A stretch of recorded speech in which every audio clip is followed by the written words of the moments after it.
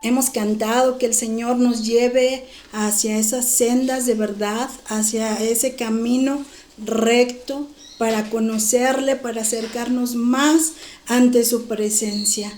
Pero una vez que estemos en ese camino, hermano, es necesario perseverar. Amén. Día con día, perseverar. Amén. Y es por eso, hermano, que el tema del día de hoy se titula: no nos cansemos de perseverar en Cristo. Gloria a Dios. Amén. No nos cansemos de perseverar en Cristo. Y le pido que me acompañe ahí, tome su palabra, póngase de pie. Si quizás tomó unos momentos para orar hincado, quizás parado, yo no lo sé, hermano, como el Espíritu dispuso en su corazón. Pero vamos a tomar nuestra palabra y vamos a ir al libro de Gálatas, ahí en Gálatas. Amén. Gloria a Dios. Amén. En esta carta a los Gálatas, en su capítulo 6. Amén. Y sígame ahí con su vista, de los versos 7 al 10. Gálatas 6, de los versos 7 al 10, la palabra del Señor dice así: Gloria a Dios. El que es enseñado en la palabra, haga partícipe de toda cosa buena al que lo instruye. No os engañéis, Dios no puede ser burlado, pues todo lo que el hombre sembrare, eso también segará. Porque el que siembra para su carne, de la carne segará corrupción, mas el que siembra para el Espíritu, del Espíritu segará vida eterna. No nos cansemos, pues, de hacer el bien, porque a su tiempo segaremos si no desmayamos. Así que, según tengamos oportunidad, hagamos bien a todos y mayormente a los de la familia de la fe. Gloria al Señor. Quiero resaltar nuevamente el verso 9 que dice así: no nos cansemos, pues, de hacer el bien, porque a su tiempo segaremos si no desmayamos. Y bueno, como les comenté, hermanos, vamos a abordar el asunto de la perseverancia, de lo que es no cansarnos de perseverar en Cristo Jesús. Gloria al Señor. Y bueno, me gustaría ir adentrándonos poco a poco, como primera instancia, definir la palabra perseverancia. Y la palabra perseverancia, fíjese qué bonito, se dice que es el esfuerzo continuo, un valor fundamental en la vida para obtener un resultado concreto. Y cuando se tiene una perseverancia, existe una gran ilusión de esos sueños y esperanzas para llegar a la meta. También la perseverancia se puede definir como mantenerse constantes en algo que ya se empezó, a pesar de la situación se ponga muy complicada. Necesitamos mantenernos constantes en algo que ya hemos comenzado. También se dice que la perseverancia es algo que también nos va a dar fortaleza. Y bueno, a grandes modos, esta es la definición de perseverancia, pero quiero que vaya conmigo juntamente y vayamos conociendo más de esta palabra que conlleva muchos significados. Y para ir afirmando un poquito necesitamos conocer algunos sinónimos. La perseverancia también es la firmeza, también se conoce como la persistencia, la perduración, gloria a Dios, la fijeza, la duración, lo que es resistente, lo que continúa, lo que prosigue, lo que se mantiene y lo que es constante. Y todas estas, hermano, sinónimos de esta palabra, es hermoso como el Señor, nuestro Dios, a través de su palabra nos invita a través de esta palabrita, no darnos por vencidos. Imagínense, por ejemplo, vamos a poner algunos ejemplos. Cuando Pablo le habla a Timoteo en la segunda carta, le habla de la persistencia. Le dice, pero persiste tú en lo que has aprendido y te persuadiste, sabiendo de quién has aprendido, que desde la niñez has sabido las sagradas escrituras, las cuales te pueden hacer sabio para la salvación por la fe en Cristo Jesús.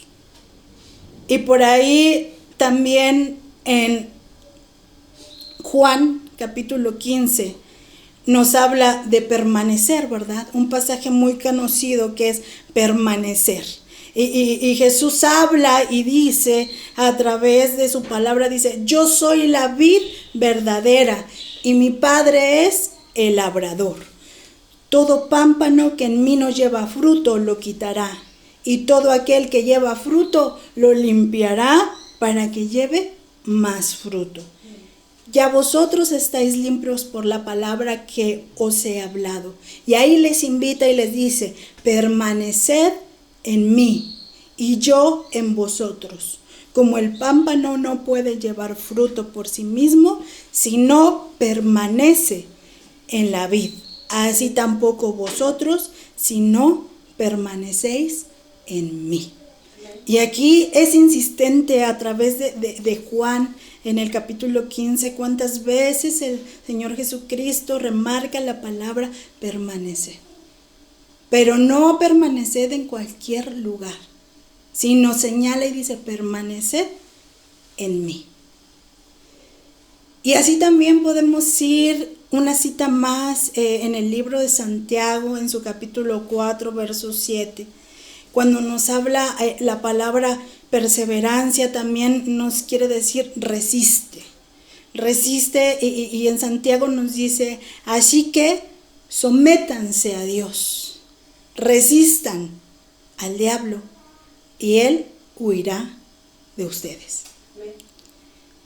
Pero es necesario primero, antes de poder resistir, someternos a Dios. Entonces la perseverancia siempre va a ir de la mano de nuestro Dios. No podemos ir solos. Y en Filipenses capítulo 3, verso 14, prosigo a la meta, al premio de supremo llamamiento de Dios. La palabra proseguir nos habla también de persistir. También por ahí en segunda de Pedro podemos ver, vosotros también poniendo toda diligencia, por esto mismo añadir a vuestra fe virtud, y a la virtud conocimiento, y al conocimiento dominio propio, y al dominio propio paciencia, y a la paciencia piedad. Y en la Nueva Versión Internacional menciona cuando nos habla de la paciencia, lo marca también como esa constancia, como esa constancia a Dios, como esa devoción, como no soltar lo que hemos empezado. ¿Se acuerda? Al inicio tomamos un poquito del concepto que nos dice que es necesario mantenernos constantes. Si tú ya has decidido empezar a caminar en este camino, has decidido tomar como tu regla de fe y conducta esta palabra, y has decidido aceptar a Jesús en tu corazón, bien has hecho, has tenido un buen comienzo, pero esto implica seguir perseverando día con día. Gloria a Dios. Amén. Y para enfocar un poquito más su atención, fíjese que curiosamente dentro de la historia secular tenemos un pequeño relato, una pequeña historia de vida. Quizás usted por ahí pueda reconocer el nombre de Tomás Alva Edison. Y bueno, fíjese que este inventor, porque fue un inventor, tiene unas características de persistencia en su vida. Porque cuenta su historia que por ahí de los 8 años y medio él entró a la escuela. Él entra a la escuela y después de 3 meses de estar en esa escuela, de repente un día sus profesor desesperado le envía una carta a su madre de este muchacho, de Tomás Alva Edison. Y esa carta se la dio el maestro a este pequeño y le dijo: es importante que le entregues esta carta a tu madre. Y el pequeño, pues un poquito espantado, va y lleva esta carta a su madre, y su mamá, pues sorprendida al llegarle esta carta de la escuela, la abre y la lee en silencio para ella misma. Abre la carta, lee esta carta y se encuentra el siguiente texto: lamentamos decirle que su hijo ha sido expulsado de la escuela. Es un pésimo estudiante y no avanza como el resto de sus compañeros. Por ello, no podemos permitirle que siga estudiando. Será usted quien se tiene que hacer cargo de su educación a partir de ahora. Ella se queda sorprendida, pero tenía a su pequeño enfrente, y de repente agarra a este pequeño tiernamente y le explica. Le dice: hijo, esta carta dice aquí que tú eres muy especial y que tu colegio no puede enseñarte nada más porque eres el más listo del salón. También dice que a partir de hoy seré yo la encargada de enseñarte. El niño sonrió y a partir de ahí, como narra la lectura, su madre se hizo cargo de este pequeño. Y gracias a la perseverancia de la instrucción de esta mamá a este niño, fíjese qué curioso, el día de hoy conocemos a este varón, Tomás Alva Edison, fíjese nada más, por ser el inventor de la luz eléctrica, de la grabación en sonido, de la cinematografía, de la batería para el carro eléctrico. Imagínense. Y esto a mí me dejó pensando y me hizo reflexionar. Si una historia en lo secular, hermano, encontramos a hombres que perseveran en situaciones específicas en donde encuentran oposición de lo que les rodea, ¿cuánto más, hermano? ¿Cuánto más, amado hermano? Nosotros podemos, con ayuda de su Espíritu Santo, que mora en nosotros y nos ha capacitado de las herramientas suficientes para no cansarnos de hacer el bien, como leíamos en un principio. Dios nos ha capacitado a través de su Espíritu Santo, de las herramientas en su palabra, para no cansarnos de hacer el bien. Y es que el caminar cristiano nunca se ha dicho que es fácil, pero de la mano de Dios, hermano, podemos librar obstáculos, podemos proseguir, podemos ser constantes, podemos resistir aún las acechanzas del enemigo. Pero es necesario que no nos cansemos, hermano, de hacer lo correcto. Es necesario que no olvidemos los siguientes consejos para perseverar. Y hoy vamos a analizar a la luz de la palabra solo 3 consejos. 3 consejos que nos ayudan a ser un hijo de Dios que persevera. Un hijo de Dios que se mantiene constante. Un hijo de Dios que ha aprendido cuál es su papel en esta vida. Que Dios le ha puesto un propósito especial para no vivir la vida cristiana de cualquier manera, sino que a través de nuestra vida podamos ser ese ejemplo, ¿verdad?, de persistencia. Y el primer consejo lo encontramos igual, vamos a estar tocando algunos puntos del libro, de esta carta de Gálatas, en el capítulo 3, versículo 6. Y el primer consejo lo encontramos ahí, fíjese muy bien. Gálatas capítulo 3, versículo 6. Así Abraham creyó a Dios y le fue contado por justicia. Una vez más, así Abraham creyó a Dios y le fue contado por justicia. Y es que este punto, hermano, este primer consejo nos lleva a no olvidar sus promesas. No debemos olvidar, hermano, las promesas de nuestro Dios. Y aquí la palabra nos muestra un ejemplo palpable, que es Abraham. Y lo marca tal cual en un verbo, y Abraham creyó a Dios. Y en otras palabras podemos decir, Abraham tuvo fe.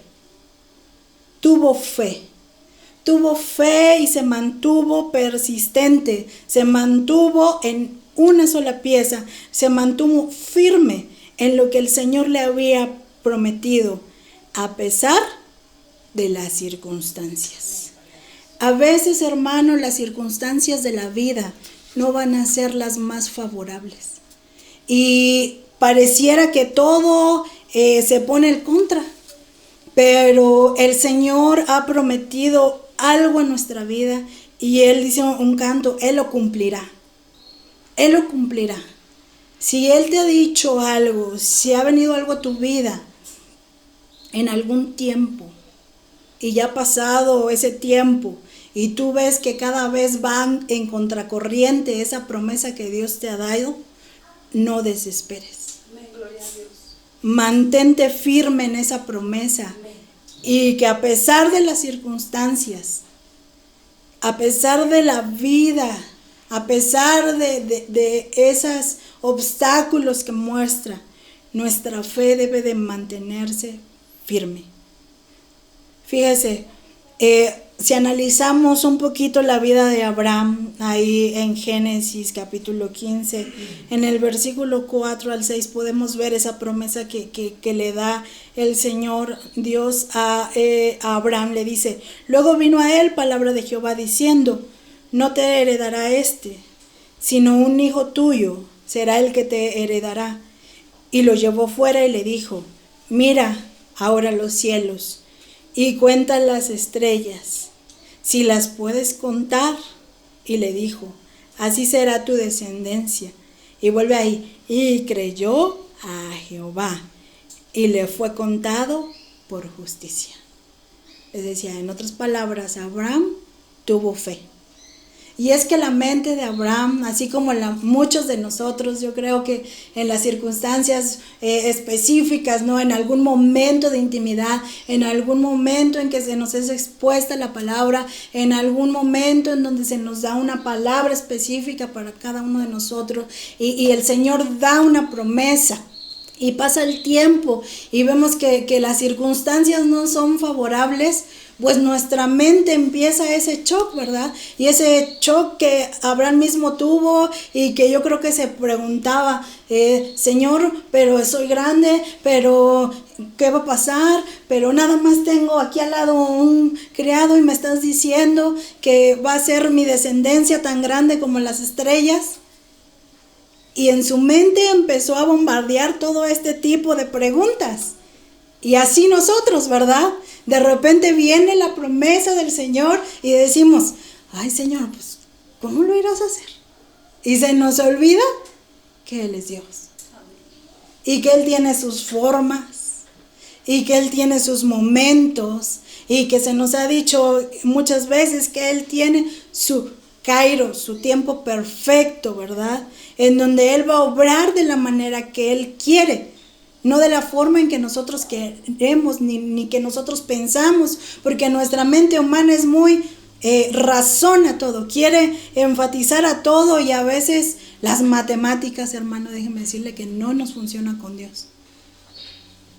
A veces el decir 2 más 2 no va a ser 4.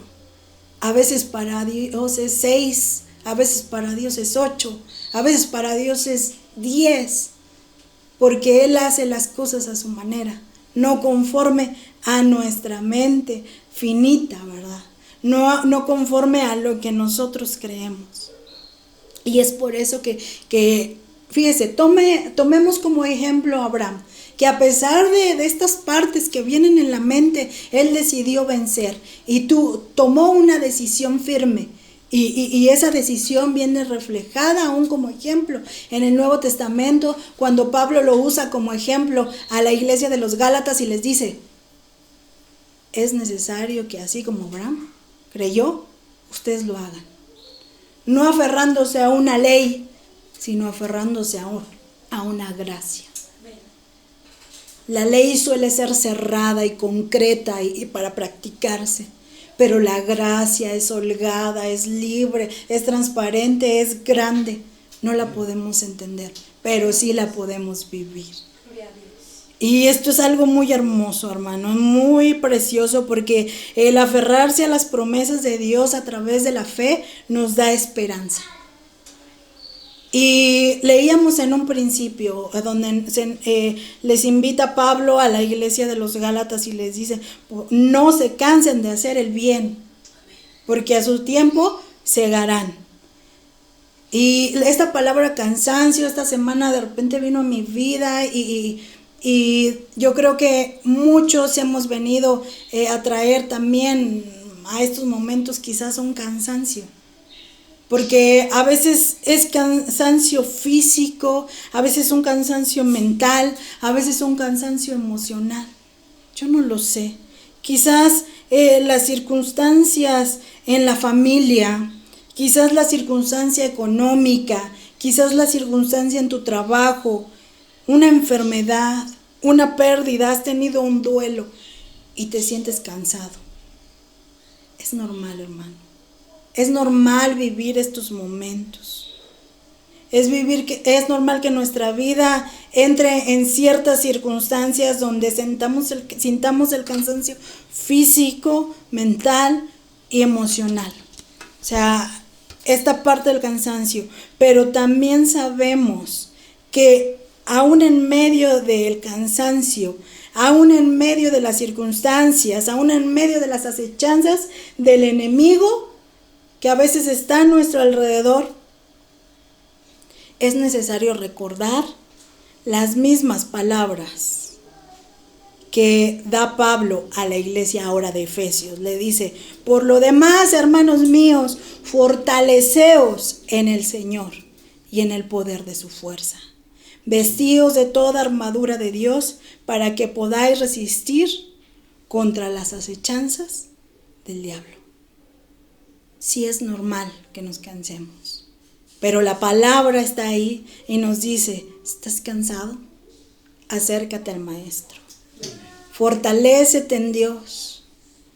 Volvemos humanamente, hermano, nuestra mente emocional, nuestro cuerpo cansado, nuestro físico, nuestras emociones son desbordadas.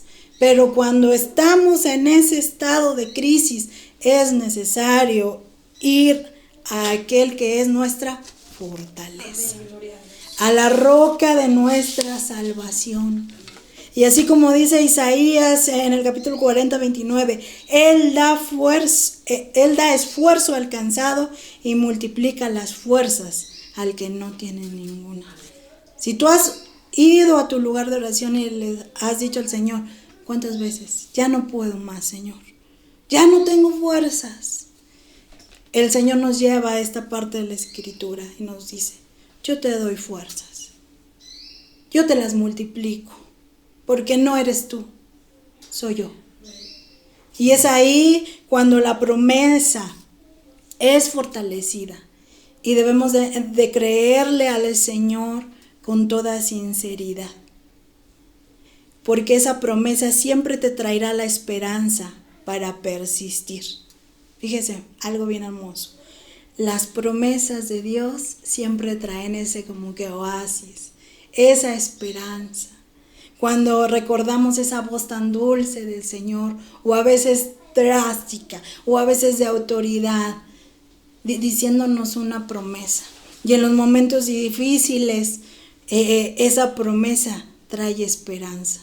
Y decimos, sí, Señor, te creo. Sí, Señor, espero. Sí, Señor, no me distraigo. Sí, Señor, no me desvío. Sí, Señor, no le hago caso a mi cansancio, sino que te busco a ti porque tú me fortaleces. Y así, hermano, como ejemplo tenemos a esos apóstoles a través del libro de Hechos, ¿verdad? En los evangelios, que es el puente que llega hacia el libro de Hechos, podemos ver esas promesas que dejó el Señor Jesucristo. Ellos no las entendían en ese momento, y a lo mejor cuando una promesa es llegada a tu vida, no la entendemos.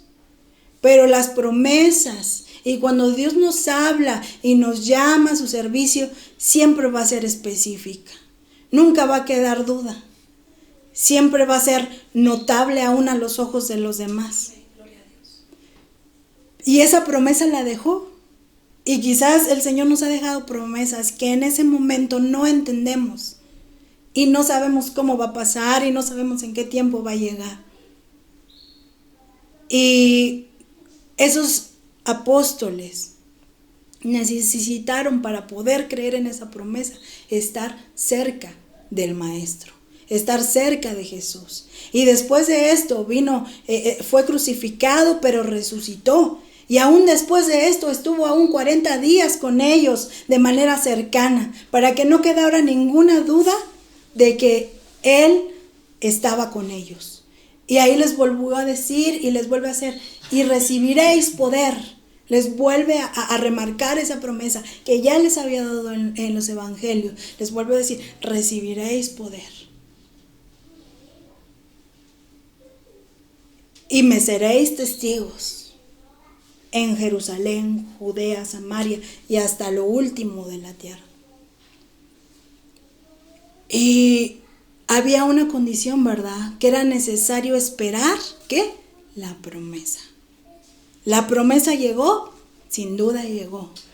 La vemos marcada ahí en el libro de Hechos 2, tal cual la descripción y todo lo que aconteció. Pero vemos a unos apóstoles que no estaban distraídos, que no estaban afectados a sus emociones, que no estaban aún con los humos elevados, porque el Señor había cumplido su promesa de resucitar y ahora les esperaba otra promesa más. No se creían los príncipes del reino, ¿verdad? No se creían los muy, sino que estaban enfocados a lo que se les había dado una instrucción específica. Que iba a llegar la promesa. Y qué promesa tan grande, porque esa nos abarcó hasta nuestros días, hasta nosotros. Tenemos al Espíritu Santo. Gloria a Dios, amén. Manifestado en aquella ocasión de Hechos 2 de una forma sobrenatural. No podemos entenderlo, hermano, pero sabemos que en cada manifestación que fue sobrenatural, el mismo Dios con sus pinceladas, con sus toques finos, se manifestaba en cada una, en el viento, en el fuego. Y vemos al mismo Espíritu Santo, al mismo Dios a través de su Espíritu, descendiendo a ellos y cumpliendo su promesa. Y vemos esos apóstoles aferrados a la promesa en oración, ¿verdad? Ellos estaban orando, no estaban perdiendo el tiempo. Entonces, cuando tú te desesperas de la promesa y tú pierdes el tiempo, hágale así, tache. Tache, hermano, tache. Es necesario no desesperarnos, hermano. Es necesario esperar en el Señor, en su presencia, en intimidad, en el aposento alto, en el lugar donde está nuestra seguridad, que muchas veces lo hemos cantado, ¿verdad? Y bueno, hemos visto que el primer consejo nos lleva a no olvidar la promesa. Y el segundo consejo, hermanos, para no cansarnos de hacer lo correcto, es necesario no olvidar nuestro compromiso con Dios. Esto es muy fuerte, es muy drástico, hermano. Y podemos ver ahí este consejo en Gálatas capítulo 2, 18, fíjese muy bien, dice la palabra de Dios así. Gloria a Dios. Aleluya.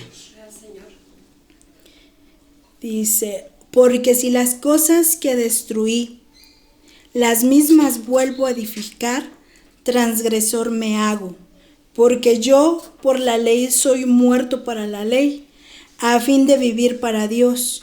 Con Cristo estoy juntamente crucificado, y ya no vivo yo, mas vive Cristo en mí. Lo que ahora vivo en la carne, lo vivo en la fe del Hijo de Dios, el cual me amó y se entregó a sí mismo. Gloria a Dios. No desecho la gracia de Dios, por si por la ley fuese la justicia, entonces por demás murió Cristo. Y esto nos hace recordar específicamente el verso 20. Con Cristo estoy juntamente crucificado, y ya no vivo yo, mas vive Cristo en mí. Cuando hemos recibido a Cristo, hermano, y hemos formado un compromiso con Él, así como cuando nos cansamos, hermano, y se nos es entregado un anillo de compromiso, y ya después para tener el asunto bien amarrado, la argolla matrimonial, ¿verdad? Entonces podemos ver que cada vez que volteemos a ver esa manita,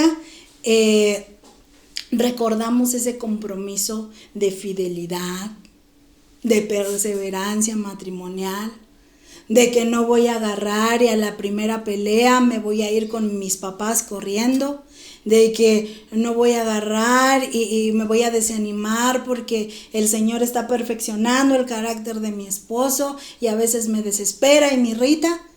No, cada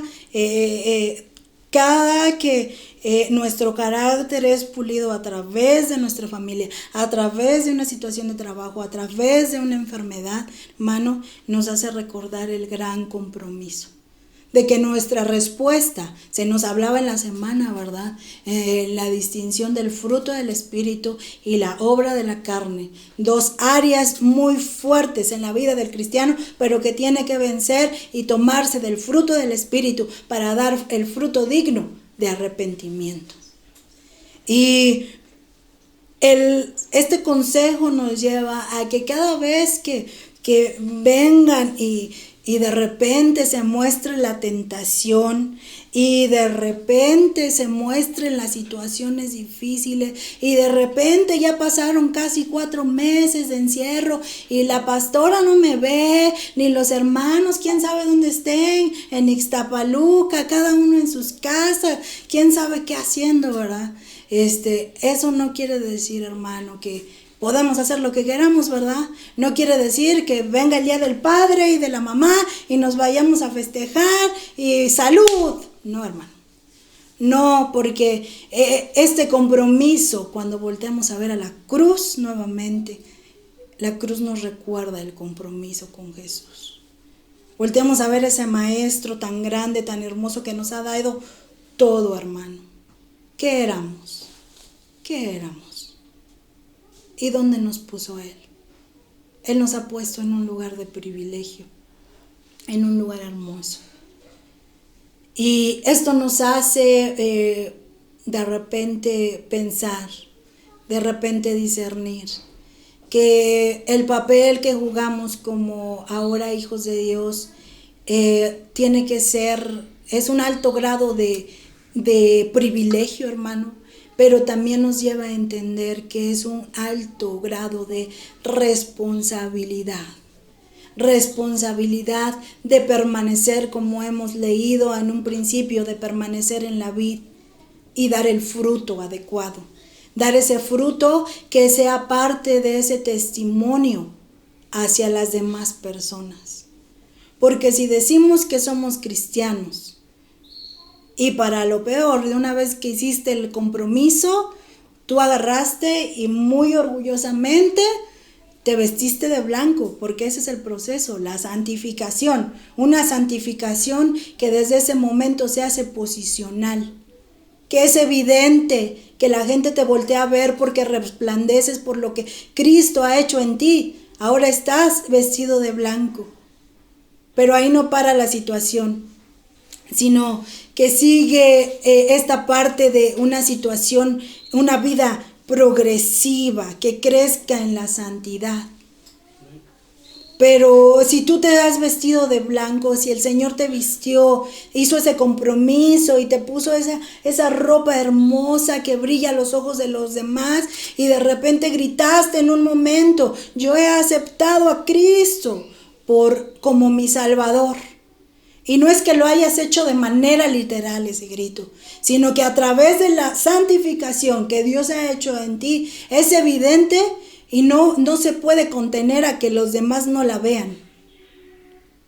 Pero si no estás alimentando, persistiendo, manteniéndote constante, no dejando la senda adecuada, y de repente te desvías, esa vestidura se ensucia, hermano.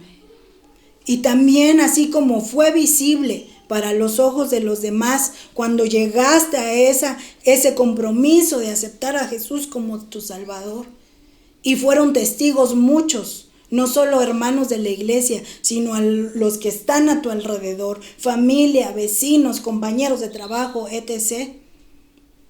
También va a ser visible cuando esa vestidura se ensucie. Y van a empezar a hablar de nosotros, y van a empezar vas a dar un testimonio, pero no un testimonio que Dios quiere. No un testimonio martureo, no un testimonio dar la vida por tu maestro, reflejar a tu maestro a través de nuestra vida, ¿verdad? Sino va a ser un testimonio reflejando y a base de lo que nos habla Gálatas, que son las obras de la carne. Y vas a lucir una vestidura manchada. Fíjese que me hace recordar una anécdota, como por ahí cuando yo tenía unos 10 años, creo, ni me acuerdo bien. Fíjese que pues se iba a celebrar en la casa de mis papás en aquel tiempo, de mis abuelos, una boda, y pues ya sabe, la novia, pompona y todo, ¿verdad? Ahí arreglada y bella. Y pues en esa situación yo recuerdo, fíjese cómo se me quedó marcado esto, ¿no? Se supone que el vestido de la novia pues debe de ser que pulcro, ¿verdad? Hermoso, bien planchado, creo que hasta era de las telas más carísimas, finísimas que pueda haber. Entonces yo recuerdo ahí que era una chiquilla ahí, chistosa, y de repente pasaron 2 acontecimientos dentro de la preparación para la novia. Recuerda que esto es parte de lo que nos dice la Escritura, que el Espíritu Santo nos prepara, ¿verdad? Y los ministerios perfeccionan a la iglesia. Pero fíjese, recuerdo esto porque parte de la preparación para que ya la novia fuera pues, al altar, ¿verdad? A lo que va a amarrarse con el novio. Primero, llegó tarde quien la iba a arreglar del maquillaje. Y eso causó, y me acuerdo, fíjese qué estrés causaría, que todavía me acuerdo, ya pasó, haga cuentas, ahorita ya tengo algo de años, ¿no? Entonces, les causó tanto estrés porque la maquillista no llegaba y faltaba escasos media hora para que fuera al altar y la iglesia estaba a 40, 50 minutos. Entonces, imagínense, la maquillista no llegaba. Y esto nos hace algo hermoso porque el Espíritu Santo siempre está. Amén, gloria a Dios. No está tarde porque está a nuestro lado. Amén. Cada día preparándonos, cada día queriéndonos adornar. Pero nosotros, esta novia entraba a la desesperación porque quería ser arreglada ya y algo malo estaba pasando. Y el Espíritu está ahí, a ver, te acomodo, te arreglo, espera, ya pronto llega tu amado, ya pronto vas a tu amado. Y nosotros, no, espérame, todavía no. Imagínense, una novia, cuando no está todo listo en la preparación, empieza a estresarse, empieza a ponerse mal, empieza a llorar, empieza a derramar las lágrimas. Imagínense qué fuerte será cuando el Espíritu Santo ya no esté. Eso fue uno. Y lo otro, lo más fuerte, llega la maquillista. Y ya sabe, ¿no? Pues apurarse las carreras, ya falta poco para que se vaya al altar. Y ¡zas! Como dice por ahí nuestro hermano Abel, y ¡zas! ¿Verdad? Pues la novia usa pestañas aquí postizas, ¿verdad? Entonces las pestañas postizas conllevan un líquido de color negro. Y de repente, ¡zas! Le pone la pestaña y se le cae una gotota negra en el vestido blanco de la novia. ¿Y qué creen que pasó? Está fuerte, fíjense. Que su amado llegue y que usted esté sucia con la manchota negra de líquido de la pestaña. Yo espero que me esté dando a entender, porque esto está muy fuerte, ¿verdad? Y pues ahora, ¿qué hace? Pues ¿qué hicieron? Yo recuerdo que agarraron un seguro, doblaron el vestido y taparon la mancha. Pero la novia se fue sucia. Y ahí llegó, ¿verdad? Pero yo no sé si el esposo la vaya a recibir sucia, ¿verdad? Está muy fuerte, hermanos. Esta anécdota, que ya tiene bastantes años, nos ayuda a entender cuán importante es mantener nuestras vestiduras blancas, limpias, pulcras, para que todo lo que somos, nuestro espíritu, alma y cuerpo, se encuentre preparado para la venida de nuestro Señor. Y cada día recordar ese compromiso que tenemos con Él. Qué maravilloso, ¿verdad? Así que aguas las que se vayan a casar. Por favor, tenga cuidado. Y bueno, los compromisos llevan a un alto grado de responsabilidad, ¿verdad? Debemos de estar conscientes, hermano, vuelvo a recalcar que hemos sido adoptados. Ahora somos hijos de Dios. Y un hijo refleja siempre al Padre. El más grande compromiso es reflejar ante el mundo lo que Cristo ha hecho en nuestra vida. Ser testigos del poder de Dios a través de su redención, de su justificación. Nos ha hecho justos, ¿verdad? Y también nos dice Gálatas en un verso muy conocido por nosotros: el justo por su fe vivirá. Y no es porque seamos muy buenos, ¿verdad? Cuando dice el justo por su fe vivirá. No. Sino que aquí le damos toda la gloria a Dios, porque fuimos justificados por Él. Él hizo todo el trabajo. Él realizó todo este trabajo que nosotros no hubiéramos podido hacer, ¿verdad? Él ha hecho todo. Y Gálatas 5:1 nos invita pues a raíz de esto a vivir una vida justa, porque el justo a través de Cristo Jesús vive. Estad pues firmes en la libertad con que Cristo nos hizo libres, y no estéis otra vez sujetos al yugo de esclavitud. Por ahí dicen las abuelitas, ¿no? Y vuelve la burra al trigo, ¿verdad? Entonces, hay que tener cuidado, hermano. Hay que tener cuidado de no ir al trigo nuevamente, porque leímos ahí en Gálatas capítulo 2:18, ¿verdad?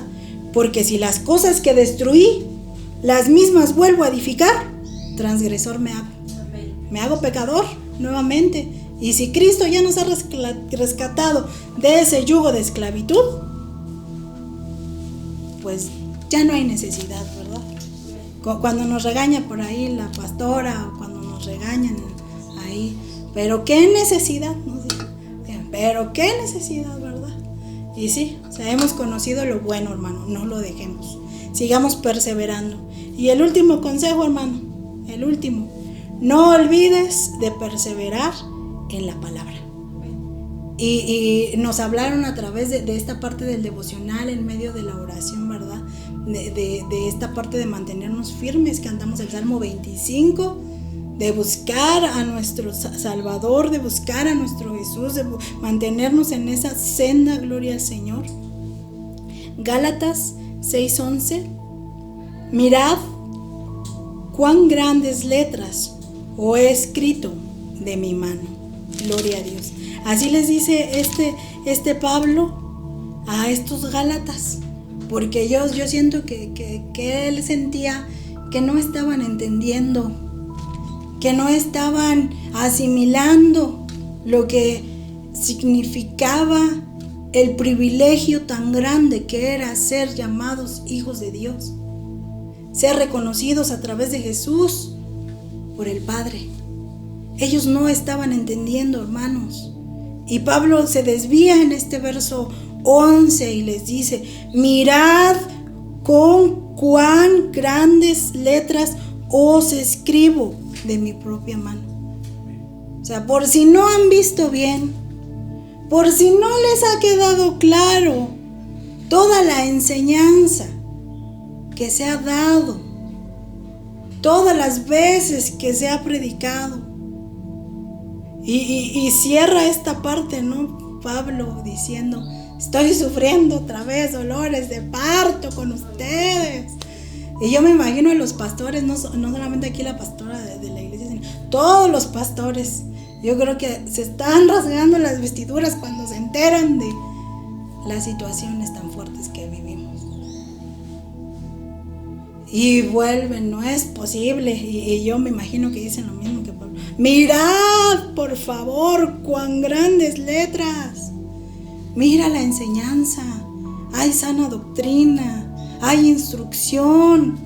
No eres, tu vida no es guía de un ciego, no te está guiando un ciego, sino has sido instruido a través de esta palabra que trae vida, que trae esperanza. Amén. Pero es necesario que te mantengas constante, que perseveres en ella, que seas firme, que prosigas a la meta del supremo llamamiento que es en Cristo Jesús. Que no desvíes al blanco, que pongamos los ojos en Jesús, perseverar en la palabra. Es necesario poner atención, estar muy atentos, no desviarnos a la religiosidad. No podemos mantenernos en apariencias. Y es que la religiosidad, hermano, va a traer siempre apariencia. Porque la religiosidad se define que es el esfuerzo sobrehumano de que el hombre tiene de querer llegar a Dios. Mire, ahí el hombre se está peleando con las religiones. Y yo quiero llegar a Dios poniéndole una veladora. Yo quiero llegar a Dios rezando el rosario. Yo quiero llegar a Dios yéndome hincado a Santa Catarina de no sé qué. Y así, la religiosidad emerge y surge, ¿verdad? Y podemos ver a alguien que está hincado, latigándose por sus purgatorios y decir: ¡wow! Mira qué devoción, mira qué fe, cómo se sangra. Pero al final el Señor conoce el corazón. ¿Y de qué sirve que nos estemos sangrando, que carguemos la Biblia aquí debajo de la mano y que digamos soy cristiano con un letrero aquí, ¿verdad? Y que lo hagamos con señas porque ahora no se puede hablar? ¿De qué sirve, hermano? Si nuestro corazón, también se nos decía en la semana, ¿verdad? Si nuestro corazón se ha endurecido, si nuestro corazón le está saliendo amargura, le está saliendo: ay, es que yo no viví esto en mi juventud y ahora lo quiero vivir. O le está saliendo: ay, es que qué tanto es tantito, no pasa nada.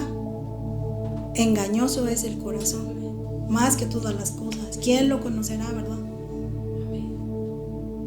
Entonces, sí es necesario, hermano, que meditemos en nuestros caminos y volvamos a la senda y perseveremos en ella. Firmes, constantes. Hermanos, somos como esas plantas que necesitamos el agua viva. Sin agua nos secamos. Y ya estoy finalizando, hermano. De repente cuando veía esta parte que somos como esas plantas que necesitamos al agua viva, que solamente puede traer Cristo Jesús, así como esa samaritana en el camino. ahí en la casa, seguido, tengo un reto yo muy grande, ¿verdad? Porque siempre andamos, yo creo que las mujeres como hormiguitas de aquí para allá y viendo y deshaciendo el quehacer y los maridos y los niños, y etcétera, etcétera, etcétera. Entonces, de repente, pues me pone un reto muy grande mi marido de unas plantas que a mí me gustan. Y hasta se rió, mira. A mí me gustan las plantas, pero se me secan, hermano. Se me secan las plantas. Y la última que me compró me amenazó, hermano. Me dijo, si se te secan, esa es la última que te compro, ¿verdad? Y yo, no se me va a secar. Y bueno, ya si se me seca, me compro una artificial. Y ya el chiste es que esto me recuerda, fíjese cómo nos recuerda que Cristo es el agua que nos quita la sed. Porque de repente pues pasa, las riego a veces un día sí y un día no, porque se ahogan, también son delicadas. Pero de repente me paso 3 días y ya la planta está bien caída. Y de repente me apuro porque ya sé que va a llegar el marido y la va a encontrar seca. Y me dice, y esas plantas están descuidadas y mira nada más. Y no es cierto, no se crean. Y eso nos hace recordar, o sea, cuando yo veo la planta ahí toda tirada, o sea, porque son 5 plantas y a las 5 tienen el mismo efecto. Excepto una que ahí se mantiene, pero esa no es de mucha agua, hermano. Entonces yo no creo que como cristianos no seamos de mucha agua, porque nada más un día nos descuidamos y andamos en otros lugares y viendo cosas que no debemos de ver y oyendo cosas que no debemos de oír, y nuestra vida empieza a decaer, ¿verdad? Y eso es evidente ante los ojos de las demás. Siempre va a ser evidente. Así como es evidente la santidad, también es evidente el pecado. Las 2 áreas son bien evidentes. Aquí depende de nosotros qué agua queremos beber. Fíjese, la palabra nos ayuda a lograr perseverar a través de Cristo Jesús, porque la palabra es viva, la palabra es eficaz. La palabra nos instruye en el camino de salvación, nos muestra a Jesús, nos enamora, nos enseña a buscarle. La palabra nos da crecimiento, trae sentido de nuestro vivir. Pero si nos mantenemos indiferentes a ella, ¿qué pueda pasar, hermano? ¿Qué pueda pasar? Gloria al Señor. Cuando estamos en el proceso de perseverar, ya para terminar, nuestras fuerzas son llevadas al extremo, ¿verdad? En cualquier área de nuestra vida. Esa área necesita ser transformada. Pero como dice Filipenses 4:12, sé vivir humildemente y sé tener abundancia. En todo y por todo estoy enseñado. La palabra enseñado, hermano. Aquí el apóstol Pablo había perseverado en la enseñanza, en la palabra. Por eso sabía vivir en todo momento de la forma que Cristo quería. Así para estar saciado como para tener hambre. Así para tener abundancia como para padecer necesidad.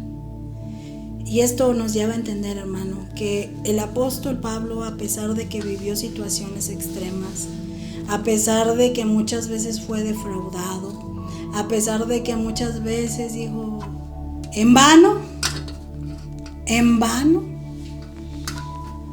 él sabía que su fuerza no venía del hombre, sino que sus fuerzas venían de Cristo Jesús. Y como le exhortaba a Timoteo, yo creo que él mismo recordaba estas palabras: con fe y amor en Cristo Jesús, sigue el ejemplo de la sana doctrina que de mí aprendiste, con el poder del Espíritu Santo que vive en nosotros. Cuida la preciosa enseñanza que se te ha confiado. Cuidemos la enseñanza, hermano. Cuidémosla llevándola a la práctica, no dejándola secar, sino saciándonos día a día a través de ella, a través de la palabra que edifica, que fortalece. Y a través de estos consejos debemos de recordarlos cada día, ¿verdad? No olvidar cada detalle que Dios tiene de nosotros, recordando sus promesas. Gloria a Dios, que Dios es fiel a esas promesas, que tenemos un compromiso con Dios en cada área de nuestra vida. Y cuidar esta palabra, llevándola a la práctica. Nos hablaban del corazón, hermano. Esta semana nos hablaban también de lo mismo. Señor, no quita el dedo de renglón hacia nuestra vida, hacia lo que reflejamos. Pero para sanar el corazón, la parte que tenemos que hacer es obedecer. Es obedecer. ¿Le parece que le digamos al Señor a través de una oración? Como nos dice esa canción, aquí estoy ante ti, adorándote con todo lo que soy, Señor. Tú conoces todo lo que hay en nuestro interior, Señor. Las cosas buenas, las cosas